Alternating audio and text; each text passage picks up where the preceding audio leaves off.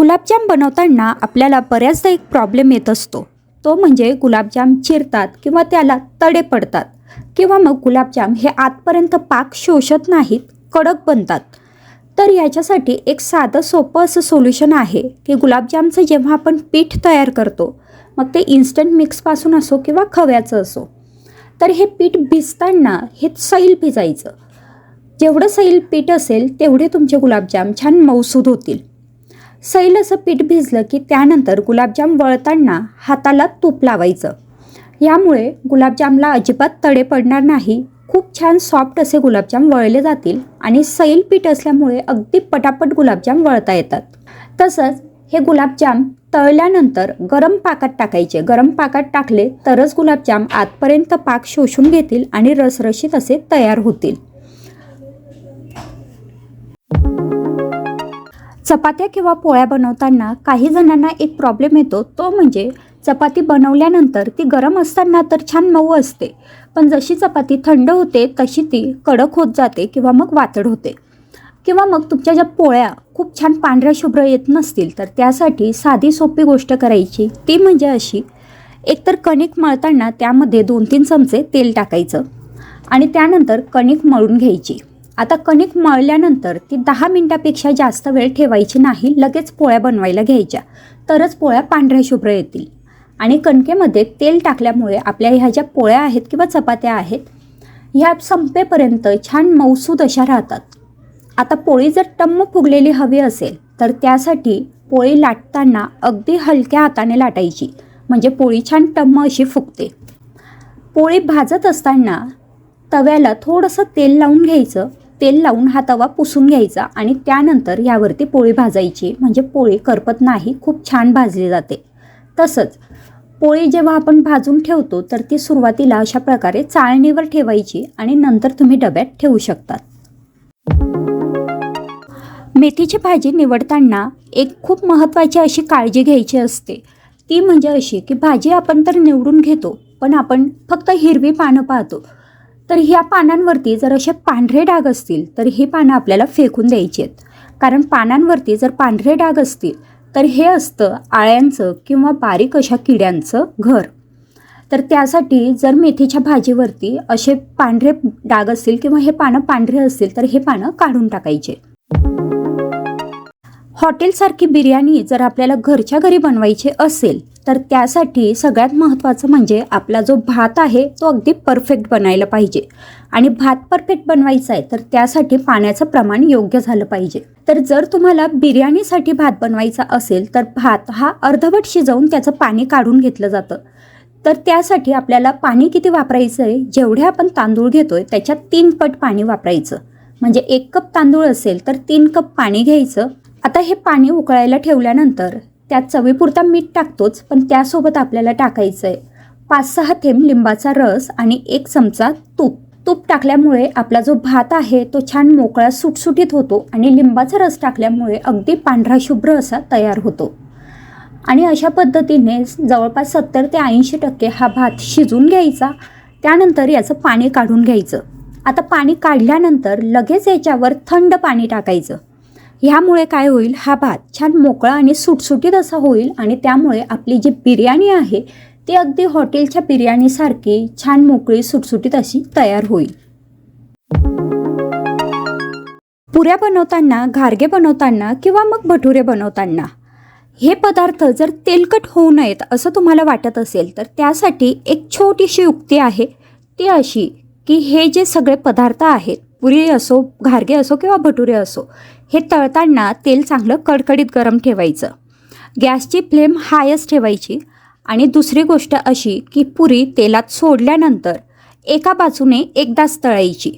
म्हणजे एका बाजूने पुरी पूर्णपणे तळून घ्यायची, त्यानंतर ती उलटून दुसऱ्या बाजूने सुद्धा पूर्ण तळून घ्यायची आणि लगेच ती तेलातून बाहेर काढायची. यामुळे पुरी अजिबात तेलकट होत नाही. हिवाळा सुरू झाला आहे आणि त्यासोबत सुरू झाली आहे लाडू बनवण्याची लगबग. तर मग लाडू बनवताना जर तुम्हाला पाक बनवता येत नसेल किंवा पाक चुकत असेल तर त्यासाठी एक साधी सोपी अशी ट्रिक आहे. कढईमध्ये सुरुवातीला 2 चमचे तूप टाकायचं. तूप वितळलं की त्यानंतर त्याच्यात गूळ टाकायचा. आता हा गूळ आपल्याला वितळून घ्यायचा आहे. तर मंद गॅसवरती गूळ वितळून घ्यायचा आणि त्यानंतर गुळाला अशा पद्धतीने फक्त फेस आला की लगेच गॅस बंद करायचा. अजिबात आपल्याला पाक बनवायचं टेन्शन घेण्याची गरज नाही. हा पाक अगदी पुरेसा होतो. लाडू खूप छान मऊसूद आणि खुसखुशीत असा तयार होतो. आता पाक आपण जे लाडूंचं सारण आहे त्याच्यात टाकायचा आणि त्यानंतर हवे तसे लाडू वळून घ्यायचे. पाणी वापरायची गरज नाही आणि त्यामुळे पाण्याचं आणि गुळाचं प्रमाण चुकतं की काय याची सुद्धा भीती नाही. फक्त तुपामध्ये गूळ टाकायचा, मंद गॅसवरती वितळून घ्यायचा आणि फेस येईल इथपर्यंत शिजून घ्यायचा. बिर्याणीसाठी भात कसा बनवायचा हे तर आपण पाहिलं, पण पुलाव बनवताना आपण तांदूळ आधी शिजवून घेत नाही. बऱ्याचदा आपण डायरेक्टच पुलाव बनवत असतो. तर त्यामुळे पुलावमध्ये पाण्याचं प्रमाण अगदी योग्य होणं गरजेचं आहे. तरच आपला पुलाव छान मोकळा सुटसुटीत असा तयार होतो. तर ह्यासाठी आपण तांदूळ कोणता वापरायचा आणि पाण्याचं प्रमाण किती घ्यायचं. पहिली गोष्ट म्हणजे तांदूळ तुम्ही बासमती वापरू शकतात किंवा कोलम वापरू शकतात. जे तांदूळ मोकळे सुटसुटीत होतात ते तांदूळ वापरू शकतात. तांदूळ अर्धा तास तरी भिजत ठेवायचा. ह्यामुळे पुलाव लवकर शिजतो आणि मोकळासुद्धा होतो.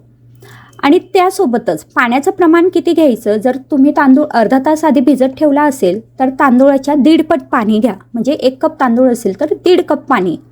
आणि जर तांदूळ तुम्ही भिजत ठेवला नसेल तर तांदळाच्या दुप्पट पाणी घ्या. म्हणजे 1 कप तांदूळ असेल तर 2 कप पाणी. ह्या प्रमाणात जर तुम्ही तांदूळासाठी पाणी वापरलं तर तुमचा पुलाव अगदी छान सुटसुटीत तयार होतो. आता थंडीच्या दिवसात लाडू बनवण्याची गडबड तर आहेच, पण त्यासोबतच अगदी किचकट काम आहे ते म्हणजे खोबऱ्याचा किस बनवणं. आता खोबरं जर किसायचं म्हटलं तर फूड प्रोसेसर असेल तर लवकर किसलं जातं, पण जर फूड प्रोसेसर नसेल तर किसणीने किती वेळ किसत बसायचं. तर हे खोबरं अगदी पटकन म्हणजे कमीत कमी अर्ध्या वेळेत किसलं जावं ह्यासाठीची सोपी अशी ट्रिक आहे. ती म्हणजे अशी की खोबरं आधी स्वच्छ धुवून घ्यायचं आणि त्यानंतर हे गरम पाण्यात 10 ते 15 मिनटं भिजत ठेवायचं. ह्यामुळे खोबरं छान मऊ पडतं. आणि 10-15 मिनटानंतर हे खोबरं पाण्यातून काढून घ्यायचं, स्वच्छ पुसून घ्यायचं आणि मग हे खोबरं किसायला घ्यायचं. तुमचं लक्षात येईल की निम्मे वेळ आपल्याला खोबरं किसण्यासाठी लागतो. एरवी तुम्हाला जेवढा वेळ लागत असेल त्याच्यापेक्षा खूप कमी वेळ लागेल. आणि आता हा जो खोबऱ्याचा किस आहे हा लाडूंमध्ये वापरण्याआधी आपण असंही भाजून घेतो, पण ह्यावेळी फक्त आपल्याला मंद गॅसवरती हा किस भाजून घ्यायचा. कारण याच्या जे पाण्याचं अंश आहे तो व्यवस्थित पूर्णपणे निघून जायला पाहिजे. यासाठी खोबरं मंद गॅसवरती खरपूस होईल आणि थोडंसं लालसर होईल इथपर्यंत भाजून घ्यायचं. जर मोठ्या गॅसवरती भाजलं किंवा मध्यम गॅसवरती भाजलं तर खोबऱ्याचा रंग बदलेल, पण त्यातलं जे मॉइश्चर आहे ते कमी होणार नाही. त्यामुळे हे अगदी आवर्जून मंद गॅसवरती भाजायचं. आता दुधी भोपळ्याचे जेव्हा आपल्याला पराठे बनवायचे असतात तर बऱ्याचदा आपल्याला हा प्रॉब्लेम येतो की पराठ्यांचं पीठ भिजून ठेवल्यानंतर पहिला दुसरा पराठा तर व्यवस्थित होतो, पण पुढचे पराठे बनवताना दुधी भोपळा हा खूप पाणी सोडतो आणि आपलं जे पीठ आहे ते अगदी सैल होत जातं आणि शेवटचा पराठा लाटेपर्यंत त्याचं थालीपीठ थापावं की काय असं होतं. तर मग असं होऊ नये ह्याकरता काय करायचं आहे. पहिली गोष्ट म्हणजे दुधी भोपळ्याचे पराठे बनवताना जेव्हा आपण पीठ भिजतो तर गव्हाच्या पिठासोबत ह्या पिठात टाकायचं आहे तांदळाचं पीठ आणि त्यासोबतच बेसन पीठ. तर तांदळाच्या पिठामुळे हे जे मॉइश्चर आहे किंवा हे जे पाणी आहे ते शोषलं जाईल आणि बेसन पिठामुळे आपले हे जे पराठे आहेत ते थोडे खरपूस व्हायला मदत होईल. दुसरी गोष्ट म्हणजे दुधी भोपळ्याचे पराठे असो, भाजी असो किंवा कुठलाही पदार्थ बनवण्यापूर्वी दुधी भोपळा थोडासा खाऊन पाहायचा. जर कडवट लागत असेल तर तो अजिबात वापरायचा नाही. तसा दुधी भोपळा हा शरीरासाठी हानिकारक असू शकतो. पोहे बनवताना आपल्याला किती पोहे घ्यायचं याचं प्रमाण जर सुचत नसेल तर त्यासाठी एक साधी सोपी ट्रिक आहे. जेवढ्या लोकांसाठी पोहे बनवायचे तेवढे मूठ भरतील एवढे पोहे घ्यायचे. म्हणजे एवढे पोहे बरोबर प्रत्येकी 1 प्लेट भरून होतात. आणि दुसरी गोष्ट म्हणजे पोहे छान चाळून घ्यायचे. आता हे पोहे भिजवून घ्यायचे. ही जी प्रोसेस आहे ही सगळी आपल्याला सगळ्यात आधी करायची आहे. पोहे भिजवले म्हणजे धुवून घेतले की त्यानंतर मग आपले कांदा वगैरे चिरायला घ्यायचा. म्हणजे जेवढ्या वेळात आपला कांदा चिरून होतो तोपर्यंत हे पोहे अगदी व्यवस्थित भिजतात. दुसरी गोष्ट, पोहेंमधले जर शेंगदाणे छान खरपूस असे हवे असतील तर त्यासाठी सगळ्यात आधी शेंगदाणे तळून घ्यायचे. मध्यम गॅसवरती तळायचे आणि हे बाजूला काढून घ्यायचे आणि त्यानंतर पोहेंना फोडणी देऊन झाली, अगदी व्यवस्थित पूर्णपणे पोहे तयार झाले की त्यानंतर वरून हे शेंगदाणे टाकायचे. ह्यामुळे काय होईल, शेंगदाणे छान खरपूस राहतील. आता ऐनवेळी आपल्याला जर डोसा बनवायची फरमाईश आली तर काय करायचं, डोशाचं पीठ तर अवेलेबल नाही आहे. मग त्यासाठी घरात जर मुरमुरे असतील तर 4 वाटी मुरमुरे मिक्सरमधनं फिरून घ्यायचे, ते एका पातेल्यात काढायचे. त्यानंतर त्याच्यात 1 वाटी रवा टाकायचा आणि 1 वाटी फ्रेश दही टाकायचं. हे चांगलं मिक्स करून घ्यायचं आणि हे जे मिश्रण आहे याच्यात पाणी टाकून जसं डोस्यांचं पीठ असतं त्या कन्सिस्टन्सीचं हे पीठ भिजवून घ्यायचं. थोडंसं 10 मिनटं झाकून ठेवायचं म्हणजे रवा छान फुलून येतो आणि त्यानंतर याच्यात इनो किंवा मग खाण्याचा सोडा टाकून आपण डोसे बनवू शकतो. ह्यामुळे अगदी इन्स्टंट असे डोसे तयार होतील. जर समजा मुरमुरे अवेलेबल नसतील तर तुम्ही इथे पोहेसुद्धा वापरू शकतात. पोहे मिक्सरमधनं फिरून घ्यायचे आणि त्याच्यात रवा आणि दही टाकायचं. बरं, तसंच डोसे बनवताना याच्यात थोडंसं 2 चमचे बेसन पीठ टाकायचं, ज्यामुळे हे जे डोसे आहेत हे छान क्रिस्पी असे तयार होतील. तर मग ह्या होत्या आजच्या 10 टिप्स. ह्या टिप्स तुम्हाला कशा वाटल्या मला कमेंटमध्ये जरूर कळवा.